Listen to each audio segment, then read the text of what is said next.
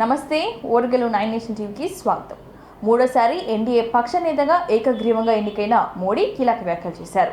కర్ణాటక, తెలంగాణలో ప్రజలు ఎన్డీఏ కూటమిని హక్కున చేర్చుకున్నారని మోడీ అన్నారు. కర్ణాటక, తెలంగాణలో కాంగ్రెస్ ప్రభుత్వాలు వచ్చాయి, అంతే త్వరగా ప్రజలు విశ్వాసం కోల్పోయారని తెలిపారు. ఈ రెండు రాష్ట్రాల్లో ఎన్డీఏను ఆదరించారని తెలిపారు. తమిళనాడులోనూ మనకు ఒక్క సీట్ రావచ్చు, కానీ ముందు ఏం జరుగుతుందో తెలుస్తుందని తెలిపారు. శుక్రవారం పార్లమెంట్ పాత భవనంలో మోడీ అధ్యక్షతన ఎన్డీఏ భాగస్వామ్య పక్షాల ఎంపీ మీటింగ్ జరిగింది. ఈ సందర్భంగా మోడీ మాట్లాడుతూ భారత్ మాతాకి జై అంటూ తన ప్రసంగాన్ని ప్రారంభించారు. తనపై నమ్మకంతో దేశ నాయకత్వ బాధ్యతలు అప్పగించినందుకు ధన్యవాదాలు తెలిపారు. విశ్వాసం అనే బంధం మనల్ని కలిపిందని కూటమి నేతలను ఉద్దేశించి ఆయన ప్రసంగించారు. ప్రభుత్వం ఏర్పాటుకు మెజారిటీ అవసరం, కానీ దేశాన్ని నడపడానికి అందరి సహకారం అవసరమని, అందుకే అందరి సహకారం తీసుకుంటామని మోడీ అన్నారు. बता रहे नहीं हमारे देश में तो डेमोक्रेसी ऐसा कुछ नहीं कि वो मोदी बैठ गया है, वो एक चाय बेचने वाला यहाँ पहुंच कैसे गया, कुछ तो गड़बड़ की होगी। ये जो इनकी मनस्थिति है जी, भारत के नागरिकों को चुनाव प्रक्रिया के प्रति अविश्वास पैदा करने का जो उनका षड्यंत्र है, मैं मानता हूं कि अब दुनिया भी भारत के लोकतंत्र की विविधता, विशालता, व्यापकता, गहनता, इन सबको भी जानने समझने के लिए आकर्षित होगी। ऐसे इस चुनाव के नतीजे में देख रहा हूं। साथियों, जब क्योंकि उनको अपने कार्यकर्ताओं का मोरल, साथियों इन लोगों का जो व्यवहार रहा है 4 तारीख के बाद, मैं आशा करता था कि वे लोकतंत्र का सम्मान करेंगे, लेकिन उनके व्यवहार से लगता है कि शायद उनमें ये संस्कार करना पड़ेगा, और तो मैं ज्यादा कुछ कह नहीं सकता। और ये वो लोग हैं जो खुद की पार्टी के पीएम का अपमान करते हैं, उसके निर्णयों को फाड़ देते थे, खुद की पार्टी को विदेश देश को आगे बढ़ने, बैंक से उनको लोन मिले, तो हम आगे बढ़ाते हुए एस्पिरेशनल ब्लॉक की तरफ ले जा रहे हैं, ताकि हमारे ग्रासरूट लेवल पे भी जो वीक एरियाज हैं, जहां सुविधाएं अभी सामान्य एवरेज से भी नीचे हैं, उसको हम जल्दी से जल्दी उस स्टेट की एवरेज, और उसमें बहुत अधिक निवेश की संभावनाएं मैं देखता हूं हैंडल किया। जिस प्रकार से मानवीय मूल्यों को हमने प्राथमिकता दी, उसका परिणाम है कि सामान्य मानवीय के मन में तैयारियां रोड मैप के साथ उसको हम पार करने वाले ऐतिहासिक पल है। साथियों, రిపేర్లు చేసిన బ్యారేజ్ల గేట్లు ఎత్తవలసిందేనని మంత్రి ఉత్తమ్ కుమార్ రెడ్డి అన్నారు. కాళేశ్వరంలోని బ్యారేజ్లు పరిశీలించిన ఉత్తమ్ ఎన్డీఎస్ఏ సూచనల మేరకే మరమ్మతులు చేస్తున్నట్లుగా చెప్పారు. నిపుణుల కమిటీ సూచనలు ఇచ్చే వరకు గేట్లు ఓపెన్ చేస్తామని చెప్పారు. కేసీఆర్ ఏమో నీళ్లు స్టోరేజ్ చేయవచ్చని ప్రచారం చేస్తున్నారు, ఎన్డీఎస్ఏ వద్దంటుందని అన్నారు ఉత్తమ్ కుమార్ రెడ్డి. మేడిగడ్డ, అన్నారం బ్యారేజ్లో పనులు వేగంగా జరుగుతున్నాయని చెప్పారు. సుందిలలో నవయుగ కంపెనీ పనులలో ఆలస్యంగా జరుగుతున్నాయని, పనులు వేగవంతం చేయాలని నవయుగ కంపెనీ ప్రతినిధులను హెచ్చరించామని తెలిపారు. కాంట్రాక్టు నిర్మాణ సంస్థ ఖర్చుతోనే ప్రస్తుతం తాత్కాలిక మరమ్మతులు జరుగుతున్నాయని చెప్పారు. ఎల్లంపల్లికి నీటికి ఎత్తుపోయవచ్చని చెప్పారు. బీఆర్ఎస్ హయాంలోనే మేడిగడ్డ కుంగిపోయిందని తెలిపారు. పాలమూరు రంగారెడ్డికి 20,000 కోట్లు ఖర్చు పెట్టి ఎకరానికి నీళ్లు ఇవ్వలేదని అన్నారు. ఎన్నికల కోడ్ ఉండడంతో కాళేశ్వరం ప్రాజెక్టుపై రివ్యూ చేయలేదని తెలిపారు మంత్రి ఉత్తమ్ కుమార్ రెడ్డి. 90,000 కోట్లు వడ్డీ చెల్లిస్తున్నామని అన్నారు. పార్లమెంట్ ఎన్నికల్లో బీఆర్ఎస్ ఫలితాలు చూసిన తర్వాత కేసీఆర్ గురించి మాట్లాడుకోవడం వేస్ట్ అని అన్నారు. తక్కువ ఖర్చుతో ఎక్కువ ఆయకట్ట నీళ్లు వచ్చే ప్రాజెక్టులు చేపడతామని తెలిపారు.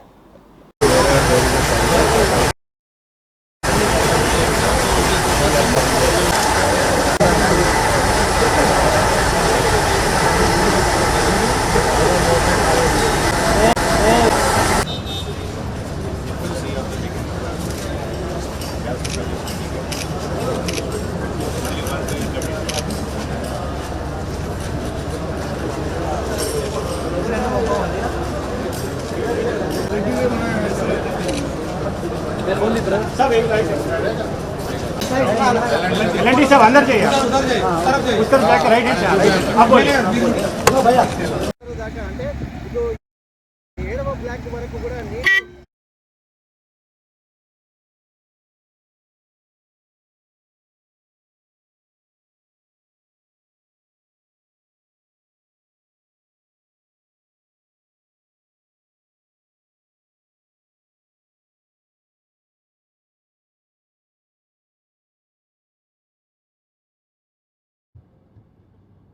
డిసెంబర్ 7వ తారీఖున మా ప్రభుత్వం వచ్చింది.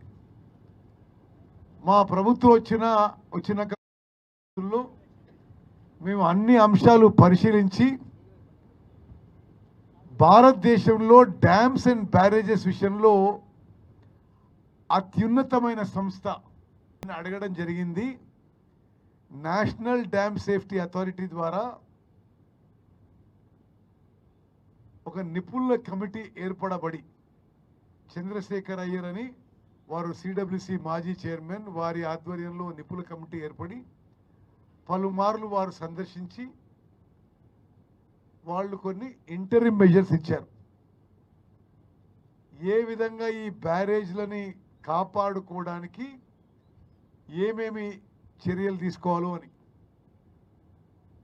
అదేవిధంగా అందులో స్పష్టంగా రాసిండ్రు 3 బ్యారేజీలు గేట్లు ఎత్తి పెట్టాలి. గత ప్రభుత్వము మేడిగడ్డ బ్యారేజీకి కుంగిపోయినప్పుడు మొత్తం నీళ్లు కిందికి వదిలిపెట్టుంటే ఇంకా ఫర్దర్ డ్యామేజ్ జరగకపోయేది అని నేషనల్ డ్యామ్ సేఫ్టీ అథారిటీ చెప్పడం జరిగింది. ఇరిగేషన్ మంత్రిగా అనిల్ గారు ఈఎన్సీ ఇరిగేషన్, మరి అదేవిధంగా పెద్దలు కౌన్సిల్లో ఫ్లోర్ లీడర్ జీవన్ రెడ్డి గారు, పక్కనున్న ఎమ్మెల్యే చేయకుండా ఏం చేయాలనేది ఒక రిపోర్ట్ ఇచ్చారు. దాంతోపాటే పర్మనెంట్ రిపేర్స్ దానికోసమైనా ఏం చేయాలి అంటే జియో టెక్నికల్, జియో ఫిజికల్, తర్వాత గోదావరి సెక్షన్స్, జనరల్ సర్వే అవన్నీ చేసి ఆ రిపోర్ట్ చేయమన్నారు. దీంట్లో ఇంపార్టెంట్ టెస్ట్లు ఏంటంటే జిఆర్పి టెస్ట్ ఒకటి. జిఆర్పి టెస్ట్ అంటే మనకు యాప్రాన్ కింద మనకు శాండ్ ఎంత డిస్ప్లేస్ అయింది, ఎంత వాయిడ్స్ ఉన్నాయి అనేది ఒకటి. తర్వాత ఈఆర్టీ టెస్ట్, దాంతో కూడా మన కింద జియాలజీ ఏముందనేది తెలుస్తుంది.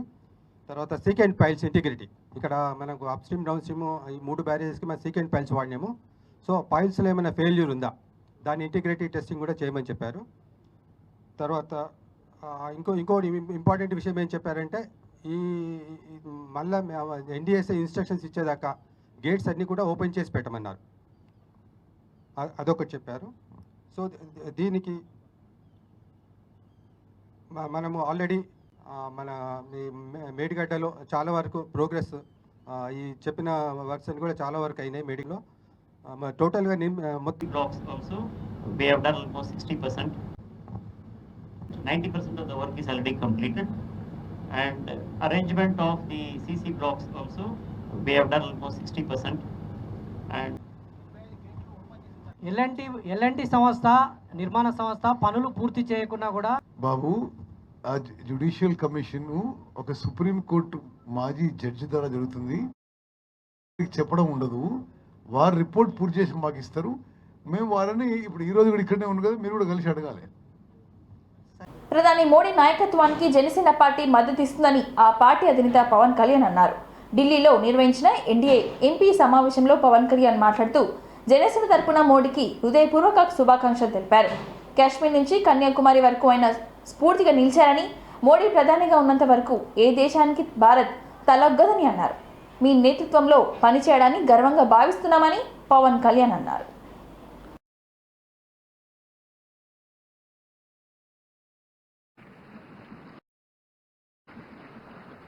मैं जनसेना पार्टी के नेता श्री पवन कल्याण जी से आग्रह करूंगा कि वे इस प्रस्ताव का अनुमोदन करें.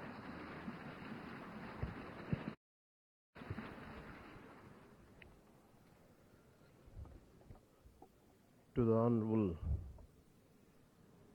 Prime Minister Shri Narendra Modi ji, my heartfelt wishes on behalf of Janasena and I'm fortunate and grateful for giving this opportunity to be here. It started in 2014 in the same place. And Honorable Chandrababu Naidu just said, we're going to see Modi ji to rule this country for 15 years, and it's happening, sir. Chandrababu ji, your prophecy came true. Modi ji, you truly inspired the nation. As long as you are the Prime Minister of this country, our country will never bow down to anyone, sir. The mighty Himalayas will never bow down like that. Under your leadership, Bharat will never bow down. And we really take pride under your leadership, to work under your leadership, sir. We really take pride. And from Kashmir to Kanyakumari, Kamakya to Dwaraka, and you have inspired everyone, sir. You have inspired everyone. We all rally behind you. We all rally behind you.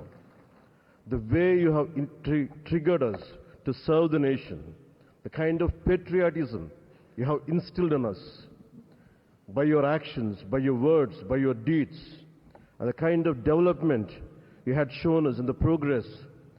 And sir, I'm deeply honored, and for listening to us, for looking at Andhra Pradesh. Under your guidance, under your support, we were able to sweep the polls. We got 91% victory there. We got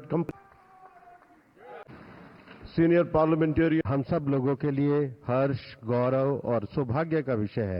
NDA పక్షనేతగా Narendra Modi మూడోసారి ఎన్నికయ్యారు. Parliament central హాల్లో ఏర్పాటు చేసిన NDA parliamentary పక్ష సమావేశంలో NDA కూటమి మేరకు నిర్ణయించింది. ఎన్డీఏ పక్షనేతగా మోడీ పేరును రాజ్నాథ్ ప్రతిపాదించగా అమిత్ షా, గడ్కరీ, కుమారస్వామి, చంద్రబాబు బలపరిచారు. ఈ సమావేశానికి జనసేన అధినేత పవన్ కళ్యాణ్ కూడా హాజరయ్యారు. ఈ క్రమంలో చంద్రబాబు మాట్లాడుతూ మోడీని ఉద్దేశించి వ్యాఖ్యలు చేశారు. నరేంద్ర మోడీ దేశానికి ప్రతిష్ట తీసుకొచ్చారని అన్నారు. ప్రపంచంలోనే అతిపెద్ద ఆర్థిక వ్యవస్థకు మోడీ నాయకత్వం వహిస్తున్నారని అన్నారు. మోడీ నేతృత్వంలో భారత్ అగ్రదేశంగా ఎదుగుతుందని తెలిపారు. ఏం సాధించాలన్నా విజన్ కావాలి. మోడీ విజన్ ఉన్న నాయకుడని తెలిపారు. इसके नेता श्री एच.डी. कुमारस्वामी जी से आग्रह करूंगा कि वो इस प्रस्ताव का अनुमोदन.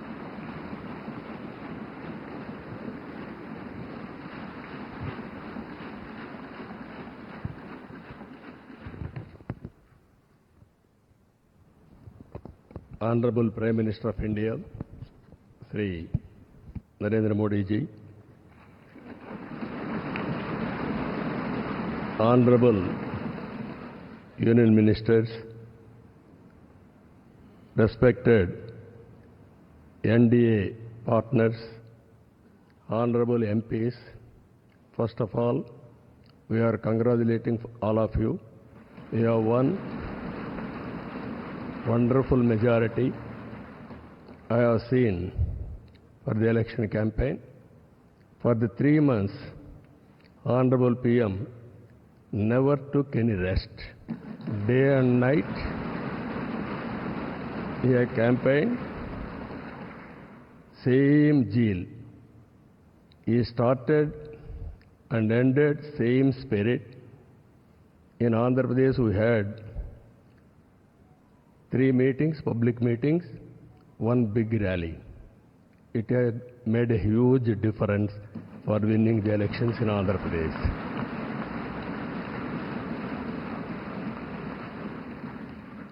Honorable Home Minister has come. He addressed 1 meeting, very powerful meeting. It has changed the situation in a big way. I am thanking him. Even Honorable Rajnath Singh ji and also Nadda ji and also Gadkari ji, so many leaders have come and they have addressed. It has given a Indians are all everywhere. If you go anywhere in the world, highest per capita income Indians are earning. I am confident under his leadership, Indians are going to become global leaders in the near future. It is going to happen. You name public governance, corporate governance, in the name of service, we are going to serve the reason is very clear.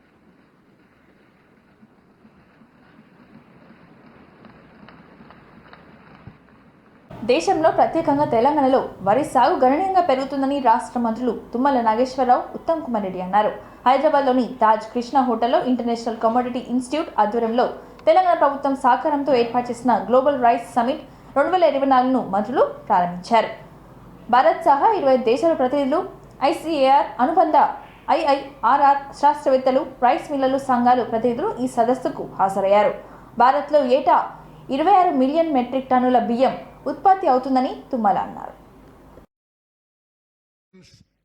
A year, out of which, so the figures that I mentioned, we will probably improve on them, distributing the rice realized after milling of paddy purchased from farmers to the targeted beneficiaries through food safety net schemes. The government has also taken up fortification of rice with micronutrients to address hunger and other micronutrient deficiencies, and around 30 million beneficiaries in the state are receiving this fortified rice through various schemes every month free of cost.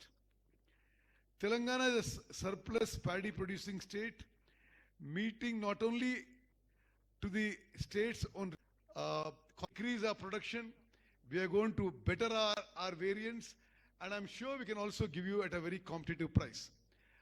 I would like to use this rice milling issue. I welcome you all here. In terms of production, it is around 26 million tons. There are nearly 220 varieties of paddy being cultivated in our state due to favorable climatic conditions.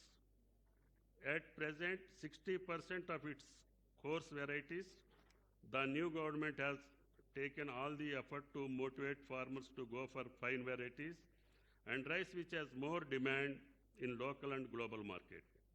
The government has announced a bonus of 500 rupees per quintal for those farmers who are cultivating fine varieties of the rice from next season onwards. As you are aware that India is the largest exporter of rice in world, accounting for 45% of the global market share. India's rice is exported to more than 100 countries in the world. In the future, India will have more surplus rice to export to, like better And respectfully of India, this is rice surplus state. Last few years, and we have to appreciate to TRT and Telangana government mainly because who taken the initiative to organize. Because last so many years we never seen any rice conference in India organized. Mahabub Nagar ఎంపీగా గెలుపొందిన మాజీ మంత్రి DK అరుణ కేంద్ర కేబినెట్లో మంత్రి పదవి రావాలని నడిగడ్డ భక్తులు ఇలువైల్పుల శ్రీ జమ్ములమ్మ పరశురామస్వామి దేవాలయంలో శుక్రవారం ప్రత్యేక పూజలు నిర్వహించారు. జోగులాంబ గద్వాల్ జిల్లా గద్వాల్ మాజీ కౌన్సిలర్ సరస్వతి రామన్ గౌడ్ 101వ టెంకాయలను అమ్మవారికి సమర్పించి మొక్కులు తీర్చుకున్నారు. ఈ సందర్భంగా ఆయన మాట్లాడుతూ మాజీ మంత్రి డీకే అరుణ మంత్రి పదవి రావాలని కోరుతూ అమ్మవారికి మొక్కులు చెల్లించుకున్నారు. ఈ కార్యక్రమంలో దేవాలయ సిబ్బంది రవిప్రకాష్, సీనియర్ జర్నలిస్ట్ ముకుందరావు, సుదర్శన్ గౌడ్, రాఘవ్ గౌడ్ తదితరులు పాల్గొన్నారు.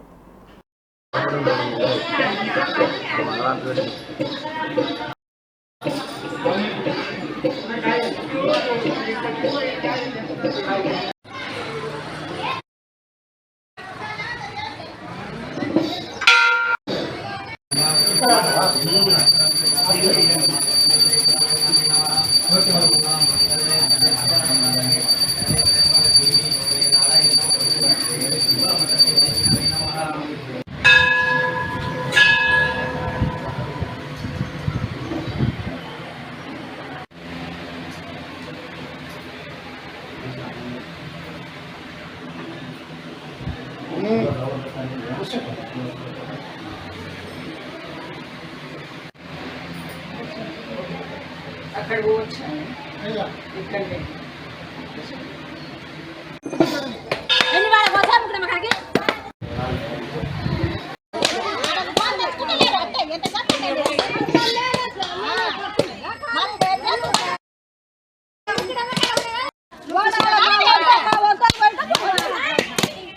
మాజీ మంత్రి మేడ్చల్ బీఆర్ఎస్ ఎమ్మెల్యే మల్లారెడ్డి మరో వివాదంలో చిక్కుకున్నారు. భోజనంలో పురుగులు, ప్లాస్టిక్ వస్తువులు వచ్చాయని విద్యార్థులు మల్లారెడ్డి యూనివర్సిటీ ఎదుట ఆందోళనకు దిగారు. దీంతో అక్కడ ఉద్రిక్తత వాతావరణం నెలకొంది. విద్యార్థులకు మద్దతుగా ఎన్ఎస్యుఐ నాయకులు పాల్గొన్నారు. మల్లారెడ్డి డౌన్ డౌన్ అంటూ ధర్నా చేపట్టారు. ఎన్నిసార్లు ఫిర్యాదు చేసినా పట్టించుకోలేదని ఆగ్రహం వ్యక్తం చేశారు. లక్షల్లో ఫీజులు తీసుకొని పురుగుల మందు పెట్టి విద్యార్థుల జీవితాలతో ఆడుకుంటున్నారని ఫైర్ అయ్యారు. ఇప్పటికైనా మల్లారెడ్డి వీటిపై వెంటనే స్పందించాలని కోరారు. న్యాయం జరిగేంత వరకు నిరసన విరమించమని తెలిపారు.